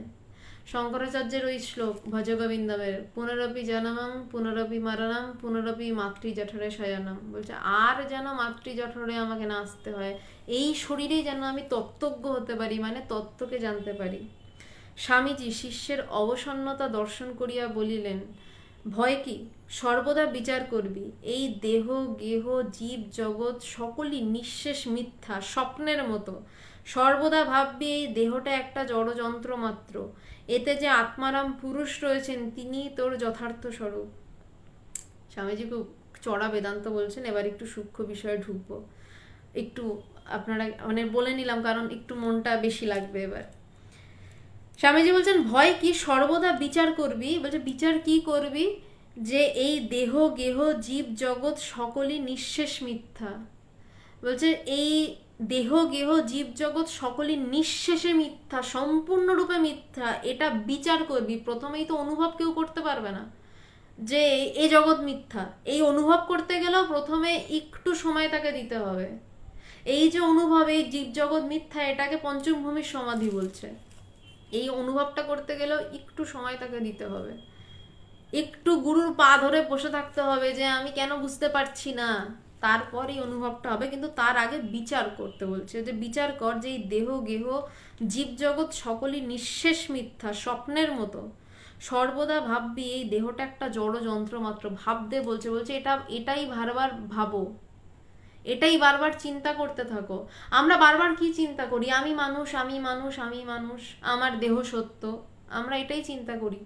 বলছে এটাও যেমন একটা চিন্তা, এই চিন্তাটাকে সরিয়ে এই চিন্তা করো যে আমার এই দেহটা জড় যন্ত্র মাত্র, আর বাকি যা দেখছি তা সবই মিথ্যা, স্বপ্নের মতন। আমি সব যেমন সত্যি ভাবছি, বলছে তেমনই আরেক রূপ চিন্তা করো যে সব স্বপ্নের মতন। এতে যে আত্মারাম পুরুষ রয়েছেন সেই তিনিই তো যথার্থ স্বরূপ। বলছে এটা ভাবতে থাক, আমি ভাবছি কি আমি সত্য, আমার দেহ সত্য। বলছে ঠিক একটু অন্যরকম ভাবে ভাব, এই দেহটা মিথ্যা, আমার ভেতর যে আত্মারাম পুরুষ রয়েছে তিনিই সত্য। আমি ক্রমাগত দেহ সত্য ভেবে ভেবে দেহটা সত্যি, হ্যাঁ হয়ে গেল। এবার একটু যদি এইটা ভাবি, আমার ক্ষতি তো কিছু নেই, যে আমার এই সব মিথ্যা, আমার ভিতরে আত্মারাম যে পুরুষ তিনিই একমাত্র সত্য। এতে যে আত্মারাম পুরুষ রয়েছেন তিনিই তোর যথার্থ স্বরূপ। মনরূপ উপাধিটাই তার প্রথম ও সূক্ষ্ম আবরণ। কেউ একজন বলছিলেন না মনেই ভগবান আছেন, না, বলছে মন রূপ উপাধিটাই, মানে মন রূপ যে উপাধিটা, যেই মন দিয়ে আমরা হাজারটা চিন্তা করি, যেই চিন্তার আড়ালে সেই ব্রহ্ম ঢাকা পড়ে আছেন। বলছে সেই মন রূপ উপাধিটাই তার প্রথম এবং সূক্ষ্ম আবরণ। আত্মারামের উপর, আমার নিজের উপর প্রথম হচ্ছে মনরূপ যে উপাধিটা। আচ্ছা, আমি এখন না কোনো প্রশ্নের উত্তর দিচ্ছি না, কারণ একটু জটিল জায়গায় রয়েছি। এইটা শেষ করে আমি সবার প্রশ্নের উত্তর দেবো, একটু মার্জনা করবেন আমাকে। আমি সবার প্রশ্নের উত্তর দিচ্ছি। আমি এটা বেশ জটিল জায়গায় ঢুকে গেছি, আমি এটার মানে এইটা শেষ করে তারপর আসছি। তো বলছে মনরূপ উপাধিটাই, বলছে অনেকগুলো আবরণ রয়েছে। বলছে পঞ্চকোষের আড়ালে সেই আত্মারাম, সেই ব্রহ্মজ্ঞান। বলছে তার প্রথম হচ্ছে মনরূপ উপাধিটাই তার প্রথম ও সূক্ষ্ম আবরণ, তারপর দেহটা তার স্থূল আবরণ হয়ে রয়েছে। নিষ্কল নির্বিকার স্বয়ং জ্যোতি সেই পুরুষ এইসব মাইক আবরণে আচ্ছাদিত থাকায় তুই তো স্বরূপকে জানতে পারছিস না। এই রূপরসে ধাবিত মনের গতি অন্তর্দিকে ফিরিয়ে দিতে হবে, মনটাকে মারতে হবে। দেহতত্র স্থূল, এটা মরে পঞ্চভূতে মিশে যায়, কিন্তু সংসারের পুটুলি মনটা শিগগির মরে না। বীজের ন্যায় কিছুকাল থেকে আবার বৃক্ষে পরিণত হয়, আবার স্থূল শরীর ধারণ করে জন্ম মৃত্যু পথে গমনাগমন করে। এই রূপ যতক্ষণ না আত্মজ্ঞান হয়। সেজন্য বলি ধ্যান ধারণা ও বিচার বলে মনকে সচ্চিদানন্দ সাগরে ডুবিয়ে দে। মনটা মরে গেলেই সব হয়ে গেল, ব্রহ্ম সমস্ত হলি। কঠিন জায়গা, আমি ভেঙে ভেঙে আসছি। যে প্রথম লাইনটা বলছে যে মনরূপ উপাধিটাই প্রথম এবং সূক্ষ্ম আবরণ, তারপর দেহ নামক স্থূল আবরণ রয়েছে। কেন বলছেন? বলছে যে আমরা যদি একটু শান্ত হতে পারি, আমরা দেখবো আমরা বলবো আমরা বাইরে দৌড়াচ্ছি, বাইরে এই কাজ, বাইরে সেই কাজ। আমরা যখন রাত্রিবেলা চোখ বুজে শুই, আমাদের ভিতরে কিন্তু কাজ তখনও চলে। কাল এটা করব, কাল সেটা করব, কাল ওটা করব। যেরকম প্ল্যান করি আমরা, আগে কি বলা হয় আমাদের ছোটবেলা থেকে আমরা শুনেছি যে আগে প্ল্যান করো তারপর সেই কাজটা করো। আমাদের মনেই কিন্তু কাজের সৃষ্টি হয়ে যায়, তারপর সেটাকে আমরা স্থূলভাবে বাইরে করি।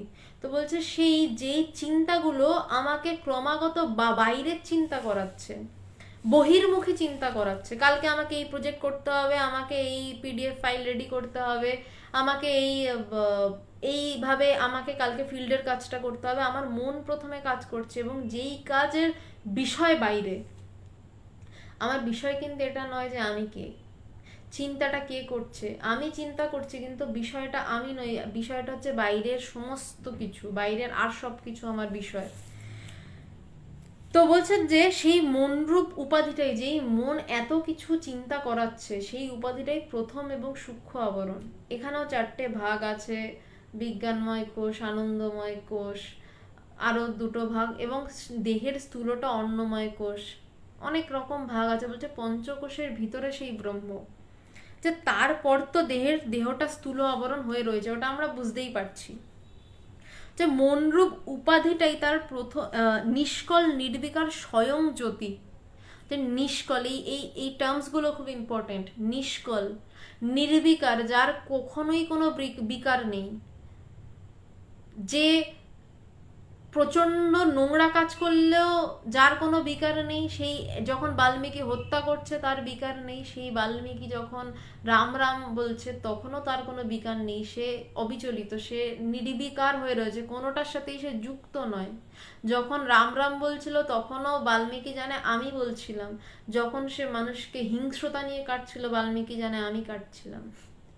ওই আমিটা কনস্ট্যান্ট, বলছে সে নির্বিকার স্বয়ং জ্যোতি, বলছে তাকে জন্য আলাদা জ্যোতির ব্যাখ্যা নয়, বলছে যে সেই জ্যোতিটার নিজে, সে নিজেই জ্যোতিষ্মান, সে স্বয়ং জ্যোতি, সেই পুরুষ এসব মাইক আবরণে আচ্ছাদিত থাকায়, তো সেই যে কখনো ছিল না, তার জ্যোতি নিভে গেছে কমে গেছে তা নয়, বলছে তার জ্যোতিটা আমাদেরই বিভিন্ন চিন্তায় ঢেকে যাওয়াতে আমি আমাকে চিনতে পারছি না, মাইক আবরণে আচ্ছাদিত থাকায় তুই তোর স্বরূপকে জানতে পারছিস না, বলছে এই জন্যই তুই স্বরূপকে জানতে পারছিস না। এই রূপরসে ধাবিত মনের গতি অন্তর দিকে ফিরিয়ে দিতে হবে। ওই যেটা বললাম যে আমি আমার মনের যদি তাকিয়ে দেখি আমি ক্রমাগত এই জগৎটা থেকে আমি কিভাবে একটু আনন্দ পেতে পারি বা কিভাবে কাজ করতে পারি, কাজ করা মানে কি দিনের শেষে মাইনে পাবো, এই তো সেই মাইনেটা নিয়ে একটু আমার ব্যাংক ব্যালেন্স বাড়বে, আমি আমার ভোগ করব, যে এই দিক থেকে ঘুরিয়ে যদি একটু ভাবতে পারিস যে কে ভোগ করবে, কে কাজগুলো করছে, বলছে এটাই একটু যদি জাগতিক রূপরসে ধাবিত মনের গতি অন্তর দিকে ফিরিয়ে দিতে হবে, মনটাকে মারতে হবে। বলছে যেই মনটা এত কিছু নিয়ে ভাবাচ্ছে, সেই মনটাই হয়তো আবার ঈশ্বর চিন্তা করছে, কিন্তু সেই মনটাকেও মারতে হবে। কেন মারতে হবে? ধরুন আমার হাতে ধুলো লেগেছে, এবার ধুলো ধুলো কালি ফালি লেগে গেছে, এবার ওই কালি ওঠাতে আমি কি করবো? আমি হাতে সাবান ঘষবো, সাবান ঘষে ঘষে ঘষে হাত থেকে কালি তুলে ফেললাম। তো এবার আমি কি সাবানটাকে নিয়ে এরম করে হাত তুলে এরম বসে থাকবো? আমাকে কাজ করতে গেলে কি করতে হবে? সাবানটাও ধুয়ে ফেলতে হবে। আমার সাবানও গেল, কালিও গেল, কালিটা তুললাম সাবান দিয়ে, সাবানটার কালি দুটোই জল দিয়ে ফেলে দিলাম। তো তেমনি যেই মনটা জগতের চিন্তা করছিল, সেই মনটা দিয়েই আধ্যাত্মিক চিন্তা করতে হবে। এবং একটা সময় ওই মনটাকেও উড়িয়ে দিতে হবে বলা ভুল, একটা সময় ওই মনটাও উড়ে যায়, ওই মনটাও আর থাকে না, তখনই তার প্রকাশ, তখনই ঈশ্বর চিন্তাও কিন্তু এক প্রকার চিন্তা, যা চিন্তা চাই তাই ভুল। কিন্তু প্রাথমিকভাবে এটা ভাববেন না, প্রাথমিকভাবে ঈশ্বর চিন্তাটা চেষ্টা করুন, ঈশ্বর চিন্তাটাও এক প্রকার চিন্তা। বলছে মনটাকে মারতে হবে, দেহটা তো স্থূল, এটা মরে পঞ্চভূতে মিশে যাবে। দেহটা তো মরে পঞ্চভূতে মিশে গেল, কিন্তু সংসারের পুটুলি মনটা শিগগির মরে না। বলছে সংসারের পুটুলি, সংসার তো বাইরে দেখছি, কিন্তু সংসারের যাবতীয় চিন্তা কোথা দিয়ে উঠছে? আমাদের মন দিয়ে। বলছে সেই পুটুলি যেখান থেকে আমরা আমরা বাজারের ব্যাগটাকে বলে পুটুলি বলতে আগে, সেখান থেকে জিনিস নিয়ে নিয়ে রাখছি, তারপর সেটা দিয়ে আমরা রান্না করছি, করে খাচ্ছি। বলছে তেমনই এই মনটা পুটুলি, এখান থেকে বিভিন্ন চিন্তাকে আমরা বের করছি, প্রথমে বের করে ওটাকে রান্না করছি, মানে আমরা ওটা জগতে ওটাকে অ্যাপ্লাই করছি, অ্যাপ্লাই করে আমরা আবার নতুন কাজের সৃষ্টি করছি। বলছে এই সংসারের পুটুলি মনটাকে মারতে হবে। বীজের ন্যায় কিছুকাল থেকে আবার বৃক্ষে পরিণত হয়। বলছে একটা মানুষ মরে গেল, মরে গিয়ে কি হলো না, মরে গিয়ে সে দেহ তো পঞ্চভূতে মিশে গেল, কিন্তু এই মনটা তার থেকে গেল। তো সেই মনটাই বীজের ন্যায় কিছুকাল থেকে আবার বৃক্ষে পরিণত হয়, আবার স্থূল শরীর ধারণ করে। এই প্রসেসটা অনেক বড় প্রসেস, অভেদানন্দজি ব্যাখ্যা করেছিলেন মৃত্যুর পারে, মরণের পারে বইটাতে। আমি যাচ্ছি না ওই প্রসেসে, আমার বিষয় এই মনের পারে যাওয়া, তো আমি ওই প্রসেসে যাচ্ছি না। বলছে সেটা আবার স্থূল শরীর ধারণ করে জন্ম মৃত্যু পথে গমনাগমন করে। বলছে বারবার আসা যাওয়া, বারবার আসা যাওয়া, এইরূপ যতক্ষণ না আত্মজ্ঞান হয়, যতক্ষণ না আমি নিজেকে জানতে পেরে ওই পুটুলিটাকে শেষ করে দিতে পারছি, ওই ব্রহ্মজ্ঞানের আগুনে যতক্ষণ না ওই মনের পুটুলি ধ্বংস হয়ে যাচ্ছে, ততক্ষণ হয় না, ততক্ষণ আমার আসা যাওয়া। সারদমা বলছে একটা সন্দেশ খাওয়ার বাসনা থাকলেও আবার আসতে হবে। সেই জন্য বলি ধ্যান ধারণা ও বিচার বলে মনকে সচ্চিদানন্দ সাগরে ডুবিয়ে দেয়। বলছে সেই জন্যই বলছি ধ্যান ধারণা ও বিচার বলে। কেমন ভাবে ধ্যান ধারণা করতে হবে, একটু খাটতে হবে, একটু মনকে ঘোরাতে হবে নিজের দিকে, ধ্যান ধারণা করতে হবে, বিচার করতে হবে। যে যেই মুহূর্তে মন বাইরের দিকে যাচ্ছে তখনই ভাবতে হবে না এটা তো জগতের চিন্তা করছি, চিন্তাটা কে, আমি করছি, এবার আমিকে খোঁজো। এটাকেই বিচার বলছে। বিচার মানে এমন কিছু বিচারকের আসন দিয়ে দেওয়া হয়নি, হাইকোর্টের বিচারপতি না। বলছে যে বিচার বলে মনকে সচ্চিদানন্দ সাগরে ডুবিয়ে দেয়। বলছে মনকে সচ্চিদানন্দ সাগরে ডুবিয়ে দেয়। সেই সাগরটা আমার বাইরে কোথাও নেই, গোয়াতে যেতে হবে না, আমার ভিতরেই সেই সাগরটা। যে এইভাবে মনকে সচ্চিদানন্দ সাগরে ডুবিয়ে দে, মনটা মরে গেলেই সব গেল, ব্রহ্ম সমস্ত হলি। বলছে মনটা মরে গেলেই সব হয়ে যাবে, ব্রহ্ম সমস্ত হলি মানে তুই ব্রহ্ম হলি। মানে শরৎচন্দ্র চক্রবর্তীকে স্বামী যে তুই করে বলতে হবে যে তুমি নিজেই ব্রহ্ম হবে যখন মনটা উড়ে যাবে। আজকে এই অবধি। এবার আপনাদের যা যা প্রশ্ন আছে আপনারা করতে পারেন, আমি উত্তর দিচ্ছি। এইটুকু অংশ বেশ কঠিন ছিল, আর আজকে বেশ একটু অন্যরকম আলোচনা হয়েছে। কারোর যা প্রশ্ন থাকে করতে পারেন। আচ্ছা, জয়তী মজুমদার বিশ্বাসটাই আসল, সেটাই তখন ছোটবেলায় ভেঙে যায়, তারপর আবার বিশ্বাস করতে ইচ্ছা করে না। হ্যাঁ, ছোটবেলায় ভেঙে গেলে বিশ্বাস করতে ইচ্ছা করে না ঠিক, কিন্তু একটা জিনিস জেনে থাকবেন, আপনার বিশ্বাস নিশ্চয়ই ভেঙেছে 2 নম্বরই কিছুর কারণে। তো 2 নম্বরটা যখন সন্ধান পেয়েছেন তার মানে 1 নম্বর তো আছেই। 1 নম্বর আছে বলেই না 2-এর সৃষ্টি। বিশ্বাস মানুষের 2 নম্বরিতে ভাঙে। তো 2 যখন আছে 1 তো আছে, তো একটাকে খুঁজে বের করুন, সেটা আপনারই কাজ। মানে অন্ধভাবে কিছু নেবেন না, অন্ধভাবে কিছু বুঝবেন না, বারবার দেখুন। আপনি গুরুর কথা বলছিলেন, বারবার দেখুন। দীক্ষা নেওয়ার আগে ঠাকুর বলছেন গুরুকে রাতে দেখবে, দিনে দেখবে, রাতে তো দেখা সম্ভব নয়।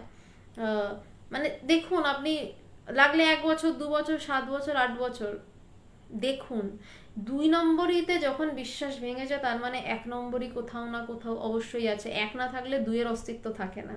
সেই একটাকে খুঁজে বের করতে চেষ্টা করুন। আমি জানি ছোটবেলায় ভেঙে গেলে তারপর বিশ্বাসটা করা মুশকিল, কিন্তু আপনি 2-তে বিশ্বাস ভেঙেছেন, একে একে আসুন, একটাকে খুঁজুন। 1 আছে, কোথাও না কোথাও 1 আছে বলে ভণ্ডরা 2 বলতে বাধ্য হয়েছে, 2 নম্বর বলতে বাধ্য হয়েছে। দেবাশিস তিওয়ারি, হ্যাঁ পুনর্জন্ম সম্ভব, মৃত্যুর পর কিছু থাকে না, মৃত্যুর পর যেটা থাকে সেটা নিয়েই কথা হলো, শেষটা আপনি বোধহয় মন দিয়ে শোনেননি। মৃত্যুর পর যেটা থাকে সেটা, দেহটা তো পঞ্চভূতে মিলিয়ে যায় কিন্তু মনটা থেকে যায়। যেই মনটা আপনার যেই মনটা আপনার গভীর ঘুমেও যায় না, আপনি যখন গভীর ঘুমান তখন তো কাইন্ডলি আমরা তখন প্রায় বলি মরেই গেছিলাম যেন, এত গভীর ঘুমাচ্ছি। তো মানে তখন আমরা স্বপ্নও দেখি না, কথাও বলি না, কিন্তু আমরা উঠে বলি দারুণ ঘুমালাম, দুর্দান্ত ঘুমিয়েছি। তো তখনও কিন্তু আমাদের উঠে আবার মনটা কাজ করছে। মৃত্যুর পরটা একটা ওরকমই, মৃত্যু একটা প্রলংড ঘুম বলতে পারেন, একটা দিস আ প্রলংড স্লিপ। তো মৃত্যুর পর দেহটা মিশে যায়, মনটা থাকে। উঠলে যেমন আবার আমাদের বিভিন্ন সাংসারিক চিন্তা এসে ধাক্কা মারে, তেমনই মৃত্যুর পর মনটা থাকে, ওই সংসারের পুটুলি নামক মনটা, যেটা স্বামীজি বলছিলেন, সেইটা থেকে যায়, সেটাই আবার আর একটা দেহ নেয়। জয়তী মজুমদার, 1 নম্বর বার করা মুশকিল, জীবন ছোট। না না, জীবন ছোট নয়, জীবনটা অনেক বড় যদি ব্যবহার করা যায়। আপনি যদি 1 নম্বর খোঁজার চেষ্টা করেন, আপনার যদি ইচ্ছা থাকে, ঈশ্বর কৃপা করে আপনাকে 1 নম্বর এনে দেবেনই দেবেন, বাধ্য। জীবন ছোট নয়, জীবন অনেক বড়। আপনি যদি চান জীবন অনেক বড়, নইলে জীবন এইটুকু ছোট্ট। পবিত্র মজুমদার, ভগবান দর্শন হয়েছে, তিনি কষ্ট পাচ্ছেন, তাকে গুরুরূপে পেলে আমার ব্রহ্মজ্ঞানের জন্য তার কষ্ট হবে, এত নিষ্ঠুর হতে পারিনি, তাকে গুরুরূপে পাওয়া এ জন্মে হবে না মা। আমার এই কথাটা মনে হতো পবিত্রবাবু, যে তাকে ব্রহ্মজ্ঞানের জন্য তার তো কষ্ট হবে। তো হঠাৎ ভগবান একদিন আমাকে একটা গল্প বলেছিলেন। তবে হ্যাঁ, এটা একটা ব্যাপার, ভগবান দীক্ষা দেন না, আমাকে উনি দীক্ষা দেননি। তো আমার এরকম মনে হয়েছিল যে না, ঠিক আপনার মতনই অনুভূতি হয়েছিল যে ব্রহ্মজ্ঞান আমার লাগবে না, কি করবো চেয়ে, সেই তো তাকেই কষ্ট করতে হবে। তখন ভগবান হঠাৎ একদিন আমাকে একটা গল্প বলেছিলেন, ওই গল্পটা আপনারা অনেকেই শুনে থাকবেন। বলছে একটা ষাঁড়ের শিঙে একটা মশা বসেছে। এবার মশাটা ভাবছে ষাঁড়টার ভীষণ কষ্ট হচ্ছে, তো মশাটা ষাঁড়টাকে কিছুক্ষণ পর বলছে, ভাই আমি উড়ে যাচ্ছি। উড়ে এসে ষাঁড়টার সামনে এসছে, তো ষাঁড় বলছে যে কি হয়েছে, দুজনের কথোপকথন, ষাঁড় আর মশা, খুব সুন্দর গল্পটা। ভগবান ওই সময় আমাকে আমাকে নিজের মুখে বলেছিলেন এটা। তো মশাটা বলছে, ভাই আমি তোমার শিঙে একটু বসেছিলাম, কিন্তু তোমার তো কষ্ট হবে, তাই জন্য আমি চলে যাচ্ছি, আমি শিঙে বসছি না, তোমার তোমার গায়েও বসছি না, আমার ভার আছে, তো তোমার ভারটা তুমি নিতে পারবে না। তখন ষাঁড় বলেছিল যে, আমার বলতে গিয়ে ভগবানের সেই মুখের অভিব্যক্তিও মনে পড়ে যাচ্ছে, যাই হোক। তো তখন ষাঁড়টা বলেছিল যে, বাবা তুমি কেন একা, কেন তোমার 14 গোষ্ঠী নিয়ে এসে আমার পিঠে বসো, আমার কোনো অসুবিধা নেই। আসলে আমরা ভাবি যে ব্রহ্মজ্ঞান লাভ করতে গেলে তার হয়তো কষ্ট হবে। সেদিন ভগবানের ওই হাসি আর গল্প দেখে বুঝেছিলাম যে আহ, তার কাছে এটা কোনো ফ্যাক্টরি নয়, তার কাছে এই চুটকির ব্যাপার, জাস্ট এই এরকম একটা চুটকিতে এক একজন বেরিয়ে যায়। তো আহ, ভগবান কষ্ট পাচ্ছেন, কষ্ট পাচ্ছেন না ওটাও যাই হোক, মন রাখার একটা ব্যাপার, মন নামিয়ে রাখার একটা ব্যাপার। হ্যাঁ, বয়স হয়েছে 81 বছর বয়স, শরীর তো খারাপ হবেই, কিন্তু তাকে আমি কোনোদিনও শরীরের জন্য প্রার্থনা করতে দেখিনি, কাউকে কিছু বলতে দেখিনি এত 10টা বছরে। আর ভগবানকে গুরু রূপে পেলে আপনি বলছেন আপনার ব্রহ্মজ্ঞান লাভের জন্য তার কষ্ট হবে, এটা আমারও মনে হয়েছিল। তার জন্য উনি আমাকে এই গল্পটা একদিন শুনিয়েছিলেন, আজকে আপনাকে বলে দিলাম গল্পটা। আহ, যাই হোক, সুদীপ চক্রবর্তী, আমার গুরু সঙ্গলাভ খুবই কঠিন, যে কোনো কারণেই হোক, এখন কি উপায়? আহ, এখন একমাত্র উপায় আপনি আপনার চেষ্টা বাড়ান, আর ব্রহ্মজ্ঞান লাভ করেছেন এমন কেউ, তার কাছে যান, তার সঙ্গ লাভ করুন, তার থেকে বেদান্ত শুনুন, তিনি কিছু বলুন বা না বলুন, চুপচাপ তার কাছে বসে থাকুন। আপনি অটোমেটিক্যালি দেখবেন যে আপনার জীবন বদলাচ্ছে। মানে গুরু মানে যে সচ্চিদানন্দ স্বরূপ ব্রহ্মজ্ঞানী, তো আপনি যদি অন্য কোনো ব্রহ্মজ্ঞানীর কাছে গিয়ে বসে থাকেন যিনি সেই জ্ঞান লাভ করেছেন, সেখানে আপনি আপনার গুরু, দীক্ষাদাতা গুরু, আর তিনি আলাদা কোথাও নন, দেখবেন সেই একই কাজ হচ্ছে। তো কোনো সৎ ব্রহ্মজ্ঞানী গুরুকে খুঁজুন এবং যার কাছে গিয়ে ব্যাস বসে থাকুন, এবং সুযোগ পেলে তাকে জানান আপনি ব্রহ্মজ্ঞান লাভ করতে চান, এবং নিজের ভেতরের সব থেকে প্রথম নিজের ভেতরের ছটফটানি বাড়ান। সুতীর্থ চক্রবর্তী, ব্রহ্মজ্ঞান লাভের জন্য নির্বিকল্প ইরে, ব্রহ্মজ্ঞান লাভটাই নির্বিকল্প সমাধি, দুটো আলাদা নয়। নির্বিকল্প মানে যেখানে দুই নেই, নির্বিকল্প যেখানে কোনো বিকল্প নেই, যেখানে একই আছে, ওটাকেই ব্রহ্মজ্ঞান বলা হচ্ছে। আসলে ওটাকে কিছুই বলা যায় না, কিন্তু কিছু তো একটা বলতে হবে, তো সেইটার জন্য বলা হচ্ছে যে নির্বিকল্প সমাধি, ওটাই ব্রহ্মজ্ঞান। ভগবানের এই বিষয়ে এটাই বলা আছে, ওনার আমি যা বলছি তা আমার সবটাই গুরুর কথা, আমার নিজের কথা কিছুই নয়, তিনি কৃপা করে যা বলাচ্ছেন তাই বলছি আর কি। জয়তী মজুমদার, আপনার ব্রহ্মজ্ঞান লাভ হয়েছে, হয়ে থাকলে কিভাবে? এই বিষয়ে উত্তর আমার পক্ষে দেওয়া সম্ভব নয়, তার মধ্যে সোশ্যাল মিডিয়াতে আমি এই বিষয়ে কোনো উত্তর দিতে পারবো না। তবে এটা বলতে পারি নিশ্চিতভাবে, আমার গুরু ভগবান, এবং তার কাছে গিয়ে প্রচুর মানুষের আমি ব্রহ্মজ্ঞান লাভ, তিনি তো ব্রহ্মজ্ঞানী, মানে নির্বিকল্প ভূমিরও বাইরের কিছু, এবং তার কাছে গিয়ে প্রচুর মানুষের আমি জ্ঞান লাভ হতে দেখেছি। জ্ঞান লাভ হলে তো মানে মাথায় শিংটিং গজায় না, জীবন যাত্রা সব পাল্টে যায়, মুখের কথাবার্তা হাসি সব পাল্টে যায়, আমি তেমন হতে দেখেছি ভগবানের কাছে গিয়ে। আর আমার ব্যক্তিগত বিষয়ে আমি কিছু বলবো না, মাফ করবেন। সুদীপ চক্রবর্তী, আশা করি আপনার সন্দেহ নিরসন করতে পারলাম, আর সুতীর্থ আশা করি আপনাকেও বোঝাতে পারলাম।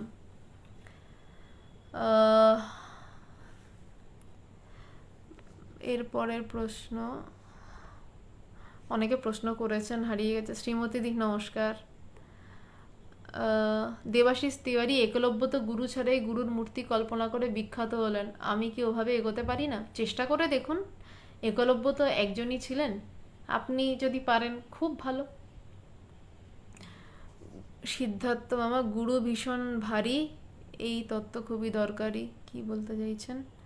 আচ্ছা, আপনি একটা দোহা লিখেছেন, বেশ। টুবা মুখার্জি, সদ্গুরু কিভাবে চিনবো? আপনার ভিতর থেকেই বলে দেবে যে ইনি সদ্গুরু, এবং সদ্গুরু চেনার একটাই ব্যাপার, তাকে তো আগে অবশ্যই গুরুকরণ করার আগে আপনি তার সাথে মিশবেন, কথা বলবেন। যখন দেখবেন তার সাংসারিক কোনো বিষয়ের ব্যাপার নয়, সে তার মূল বিষয় কি করে আপনি ব্রহ্মজ্ঞান লাভ করবেন সেটাই তার মূল বিষয়, এবং সে ঈশ্বর নিয়েই কথা বলছেন, তখনই বুঝবেন তিনি সদ্গুরু। তিনি হয়তো অন্য কথা বলতে পারেন, কিন্তু দেখবেন আপনি বুঝে যাবেন ভিতর থেকে সেটা তার বিষয় নয়, তার মূল বিষয় কিভাবে আপনি জ্ঞান লাভ করবেন, সেই সদ্গুরু যার এটা ছাড়া বিষয় থাকে না। জয়তী মজুমদার, জানেন আমি প্রতিটা ক্ষেত্রে ঠকে গেছি, নিজের পরিবারই বিশ্বাস দিতে পারেনি। আপনি সোশ্যাল মিডিয়ায় এইসব কথা না লেখাই ভালো, আপনার ব্যক্তিগত কথা তো, তাই বারণ করছি। লাইফটা শেষে বরঞ্চ আপনাকে একটা অফিসিয়াল ফোন নাম্বার দিয়ে দেওয়া হবে, আপনি সেখানে, বা আমি ফোন নাম্বারটা এখনও বলে দিতে পারি, 1 মিনিট, আপনি ফোনে বলবেন, এটা আপনি ব্যক্তিগত ব্যাপার, আপনি লাইভে বলবেন না, আমি অনুরোধ করছি আপনাকে। আপনি বা যার ফোনের প্রয়োজন পড়বে, যদি কারোর মনে হয় আপনাদের কিছু প্রশ্ন যেগুলো লাইভে করতে পাচ্ছেন না ফোনে করবেন, বা সেই বিষয়ে আপনারা কথা বলতে পারেন এই নম্বরটাতে, 8902839837। আমি নম্বরটা জাস্ট লিখে দিচ্ছি, 8902839837। নম্বরটা রাখা রইল, আপনারা যাদের দরকার আপনারা নম্বরটা নিয়ে নিতে পারেন। যদি মনে হয় যে আধ্যাত্মিক বিষয় একমাত্র, যে আপনাদের কোনো প্রশ্ন আছে যেটা আপনারা পারছেন না লাইভে করতে, সবসময় সব প্রশ্ন সবার সামনে লাইভে সম্ভব হয় না, আপনারা এই নম্বরটায় প্রশ্ন করতে পারেন বা আরও কিছু বলতে পারেন। Ishita, thank you. আচ্ছা, আর কোনো প্রশ্ন? শর্মিষ্ঠাদি, গুরুর কল্পনাটা পুরোপুরি মানে আমি বুঝলাম না শর্মিষ্ঠাদি কি বলতে চাইছো। রাম দরবার, আমার বিশ্বাস আধ্যাত্মিক পথেই সকল সুখ শান্তি লুকিয়ে আছে। হ্যাঁ, এটাই, আধ্যাত্মিক পথেই একমাত্র সুখ এবং শান্তি লুকিয়ে রয়েছে, আর কিছু কোথাও লুকিয়ে নেই। আপনি নম্বরটাতে ফোন করবেন, এটা একটা অফিসিয়াল ফোন নাম্বার, আপনি বলবেন আপনি ইন্ডিয়ান মঙ্কস পেজ থেকে দেখে নম্বরটা পেয়েছেন। আপনি কালকে, বেটার আপনি কালকে 4টের পরে ফোন করুন, আপনি হয়তো পাবেন। এই নম্বরটা, যে নম্বরটা দিলাম সেই নম্বরটায় আপনারা কালকে বিকেলবেলা 4টের পর ফোন করুন, আপনারা আশা করি পাবেন। নম্বরটায় হোয়াটসঅ্যাপও রয়েছে, যদি ফোনে না পান, হতেই পারে ফোনে হয়তো পাচ্ছেন না, নম্বরটায় একটা হোয়াটসঅ্যাপ করে দেবেন, কল ব্যাক করে নেওয়া হবে। সুদীপ চক্রবর্তী, শ্রীলেখা সেন ডিগুপ্ত, আপনি যদি কোনো প্রশ্ন থাকে আপনি ফোন করুন, শ্রীলেখা সেন ডিগুপ্ত, আপনি আপনার প্রশ্নের উত্তর পাবেন। এটা ইন্টারন্যাশনাল বেদান্ত সোসাইটির ফিমেল উইংসের অফিসিয়াল ফোন নাম্বার, আপনি ফোন করবেন। আর কালকে বিকেল 4টের পর করুন, আর যদি ফোনে বাই দি চান্স না পান, একটা হোয়াটসঅ্যাপ করে দেবেন, আপনাকে যোগাযোগ করে নেওয়া হবে। আচ্ছা, আর কি কারোর কোনো প্রশ্ন আছে? আচ্ছা ঈশিতা, বেশ, আর মনে হয় কারোর কোনো প্রশ্ন নেই, তাহলে আবার বুধবার দিন যোগাবাশিষ্ট সার, গুরু পরম্পরার একদম সত্য যুগ, রামচন্দ্র এবং তার গুরু বশিষ্ঠ মুনির কথোপকথন নিয়ে আলোচনা। সুদীপ্ত চক্রবর্তী, আপনি 4টের পর কালকে ফোন করুন, অসুবিধা নেই, সেটা নিয়ে আলোচনা কালকে রয়েছে, বুধবার দিনকে সন্ধ্যে 8:30 থেকে। আজকে তাহলে এই অবধি থাক, নমস্কার।